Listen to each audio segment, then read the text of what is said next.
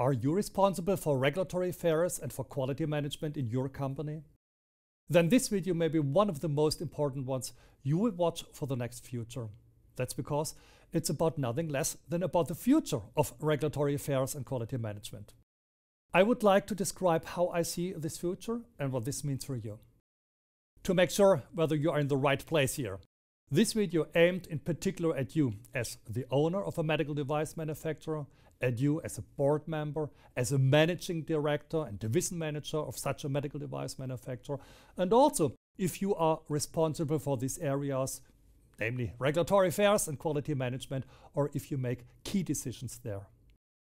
Because with the video I want to achieve nothing less than to help you make the most important strategic decisions for the next years. These are decisions that you should make because they are important for your company to thrive and to succeed. Not deciding is also a decision, but that would mean lagging. Deciding now means actively shaping the future. I want to start with an overview of the video.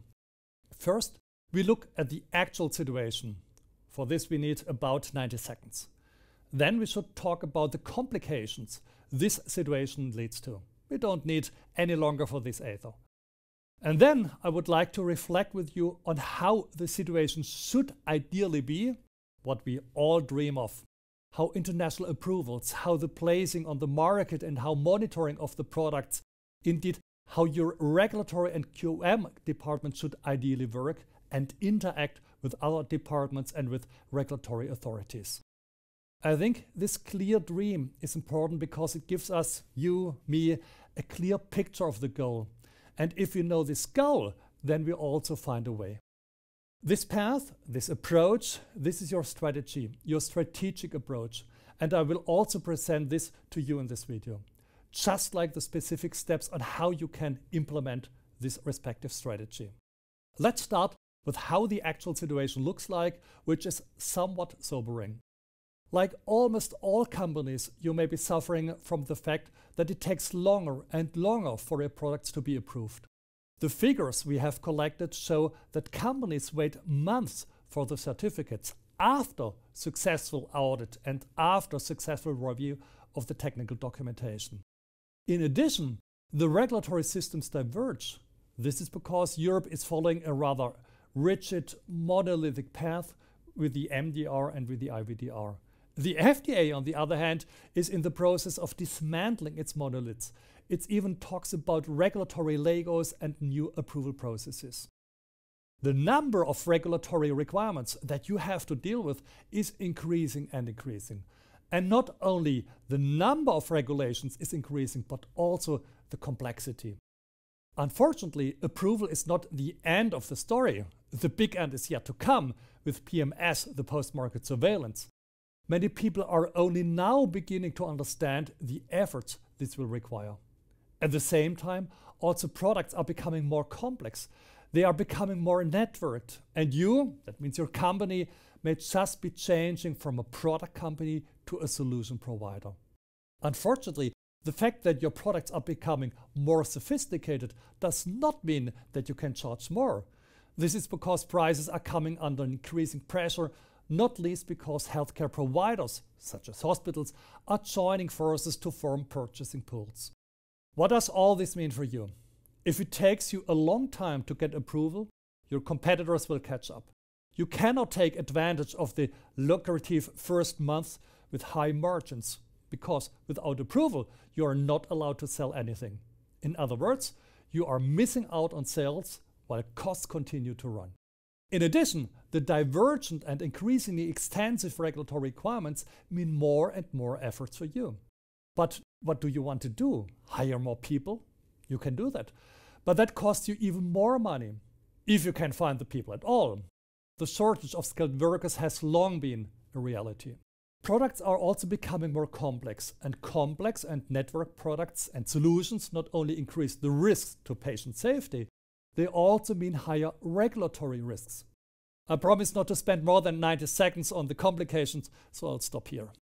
But when you look at the big picture, it is already clear that we are regulating more and more, jeopardizing our competitiveness and not creating more patient safety. I think that is not the way forward. we must not, and you must not, go on like this. Otherwise, we will be out of business. And that is not scaremongering. This is exactly what even the head of the FDA Center for Medical Devices fears for the USA. Unfortunately, complaining and panicking doesn't help. So what to do? We must first know what we want in the first place, what the ideal situation looks like. And that's exactly what I like to talk to you about now. Because this will help you to design your target picture for yourself, for your organization, for your company. And this target picture is what you need for your strategic orientation. This is your guiding star. Your goal, your dream, your attractive future picture are probably the same as mine. Approvals are no longer an issue that concern us at all. Because in the ideal world, you are sure that your products will get approval quickly and whenever you want, no matter in which market. This distinctly changes your role or the role of your regulatory affairs department. Your department is no longer the transfer station of documents. It is not the place where annoying people sit, constantly requesting documents, editing them, and then moving them from A to B. Rather, in your department sit your internal regulatory strategy advisors for business or for top management. In other words, you make decisions about which products to launch in which markets and in which order from a business perspective, and no longer because a particular regulatory path is easier. The same applies to your products and systems. You develop them in the way you develop them because they are the best products for the market and for the patients, and not the products and the systems that you can most easily get through approval processes. In this way, your regulatory and your QM department transform into regulatory intelligent departments. You monitor how the competition is affected by regulatory changes. You provide your own management and the development department with insights, with trends, and with suggestions. And you do this with a global view and become a valued internal service provider. Your new role also changes your business. While your competitors are still fighting for approval in month-long iterations with authorities and notified bodies, your products have long been on the market. You finally benefit from the first mover advantage. You enjoy high margins in the early stages of commercialization when there is no competition yet. You earn while the competitors' cost clocks keeps ticking. And you use this money wisely to kick off the next innovation step right away and take another step ahead of your competitors. Do you notice? This becomes a spiral of success. In this ideal world, you have the time to think about systems, about solutions for the entire treatment path, about new business models, and about how you can sustainably help your customers and thus your patients, and how you can anchor yourself with your customers as an irreplaceable partner. All this creates a reputation for you as a true innovator. All this gives you financial security, the security to plan ahead, and thus security for your company and your location. This brings us up to the question, how do you achieve this dream state? What do you have to do strategically? We get closer to an answer if we look at the situation and the complications again from a distance. Thereby, we recognize that there are two possible solutions. We can improve the regulatory system itself, and we can improve our approach to succeed within the given system despite all adversities. The first option is at least partially outside your sphere of influence. But this is what we are working on at the Jona Institute. For example, at the World Medical Device Summit, where the FDA, the EU, federal and state ministries are meeting to talk about better regulations. However, the regulatory system is not something we can change overnight. Therefore, in this video, we focus on the second approach. This consists of approaching the dream state in the system as it is. But what distinguishes now the situation and this dream state? What is essentially the gap? It's always the same. It's a lot of efforts to follow the regulations, effort to understand regulations, effort to create a uniform understanding of regulations, effort to follow the regulations, and efforts to ensure compliance with these regulations. But now I have good news. You can largely eliminate most of these efforts. We know this because we have investigated it in detail with our regulatory scientists and requirements engineers at manufacturers as well as authorities and notified bodies. The large part of the work, this is completely unnecessary flow work and thus unnecessary efforts. Example, creating the technical documentation. A lot of information is already available in tools and other systems. The system architecture is in the design department. The test results are in the test tools. The intended use is described in the instructions for use. The example of instructions for use also shows us that a lot of information is even compiled redundantly. This not only means unnecessary efforts, but also increases the risk because this information is not maintained consistently. Let's have a look at another example. The intended use statement in the instructions for use is not identical to the document titled intended use. It differs from the one in the usability file, remember chapter 5.1 of IEC 62366-1, and it is not consistent with the risk management file, chapter 5.2 of ISO 4971. And this again is different from the one in the clinical evaluation, etc. This is all not good, because all these documents contain always the same information, not only redundantly, but also in several variants. Your authorities will notice this and write you a non-compliance. On the other hand, the notified bodies and authorities would like to see almost the same information presented differently. For example, they would like to see the information on risk management in the core document of the technical documentation, then presented slightly different in the refuse to accept checklist in the section risk management, then again presented differently in the risk management file. All of this is unnecessary work, just as it is unnecessary flow work for someone to explicitly enter in a checklist that there is no need for a documented software architecture if the product does not even contain software at all.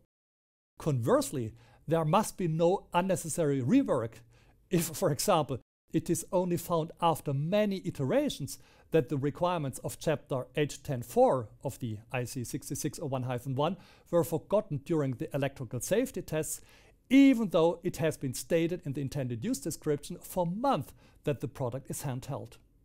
Why does a regulatory affairs department have to compile documents for different target markets in all the different combinations and formatting? I think it becomes clear. The vast majority of work is unnecessary. It can be completely automated. Our investigations have shown that this applies to the same extent also to the notified bodies and authorities. That might also explain the bottleneck there. I know that the terms are completely overused, and I don't want to throw around buzzwords either. But a digital transformation and nothing less than a disruption is indeed about to happen. We, the Jona Institute, are playing a part in this, and I would like to tell you more about now. Because in the new world we are creating, approval no longer takes months. Rather, the moment as you as a manufacturer record something in the system, you know if this is correct, complete and consistent. Just like a tax saving program shows you in real time how far you are in collecting your data, what is still missing and where there are inconsistencies. Also, a digital approval can provide feedback in real time.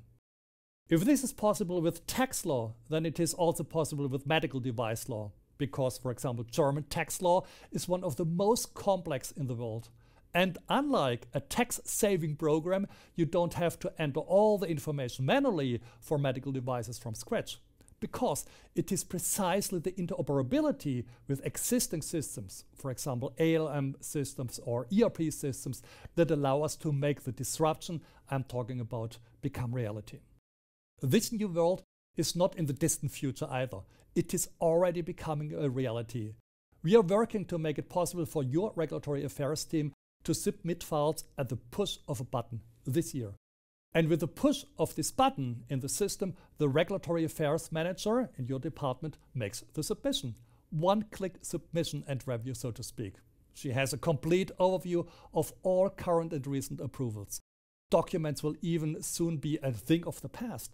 Why should structured information be transferred to documents with unstructured information so that the authority or notified body can extract the structured information again on the other side in tedious work?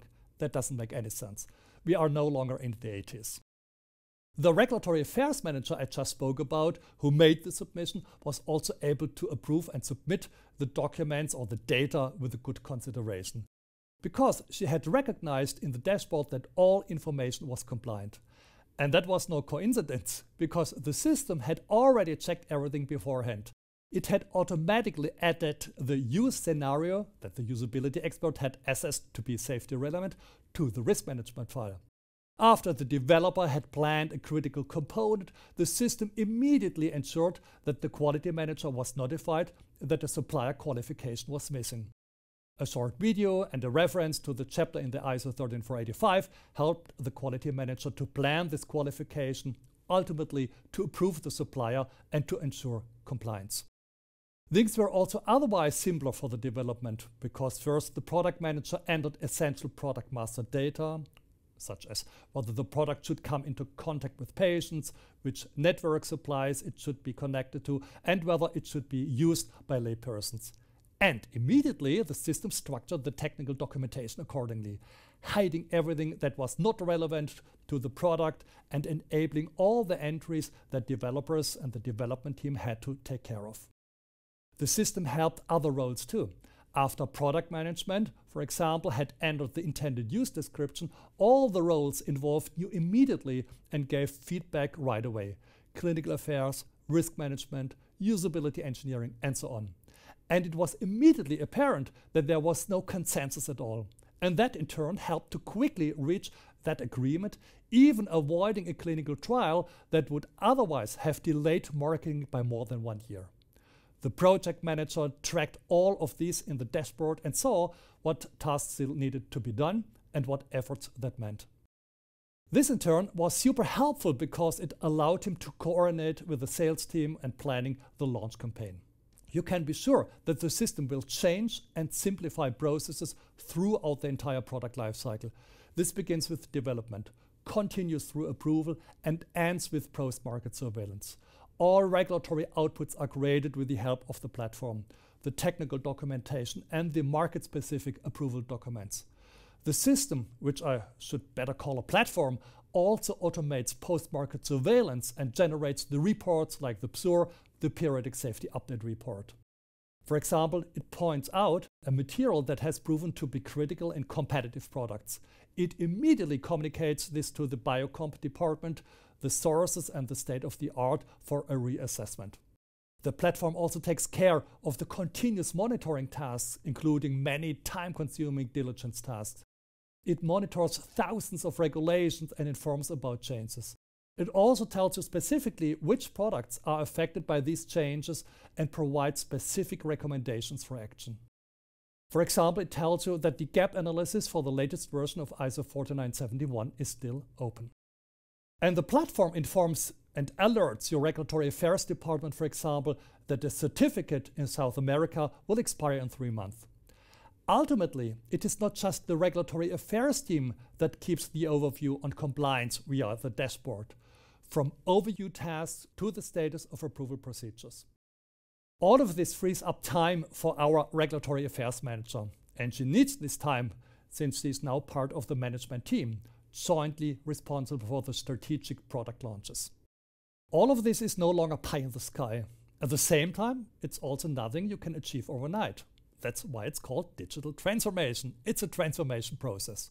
And you should start it right now. We talked about why at the beginning of the video. You remember? Not least because otherwise you will simply no longer be competitive, because the others have already embarked on this path. At the Yona Institute, we actively help you with this transformation, and we can do. We have accompanied hundreds of regulatory projects over the past 15 years. In years of research and development, tools, data, and process models and concepts have been worked out, together with manufacturers, with notified bodies, with authorities, and with policymakers. Have aligned all this, and now we can finally provide you with a unique knowledge in an enterprise software. We already support and accompany all these parties, the manufacturers, the notified bodies, and the authorities during this transformation, and we would be happy to do this for you as well. How does this work? We start with an inventory and assessment of your current processes, your organization and your IT. We then describe your respective specific target picture, find the quick wins, prioritize and decide which goals will be implemented first. We plan this together, implement it with you, and commonly and continuously monitor the progress and the success. This increases the speed and minimizes the risks. Part of this work involves mapping your existing processes and data models to established concepts and then adapting the organization, the processes and the IT systems in small, iterative and incremental steps. The goal is always the same: to bring the respective organization, that means your organization, to the next level, and thereby to eliminate unnecessary work and costs, and that's a lot, to revolutionize the time to market for you, strengthen your competitiveness, increase your compliance, and to minimize your regulatory risks, and to also avoid regulatory hassle, and also to achieve the goal that unites us all: to help patients with safe, affordable, and effective medical devices. Yeah, and thus to be successful in the competition. In this video, I have described an overview of the current situation, the as-is situation, and then complications that come with it. You know that you should act, because if you didn't, you would be one of those people who, by doing nothing or by making no decision, would also be making a decision. And that would probably be a decision that your competitors would rather like. I have not only presented you an ideal state, the dream, but also shown you how the digital transformation can help you to get there.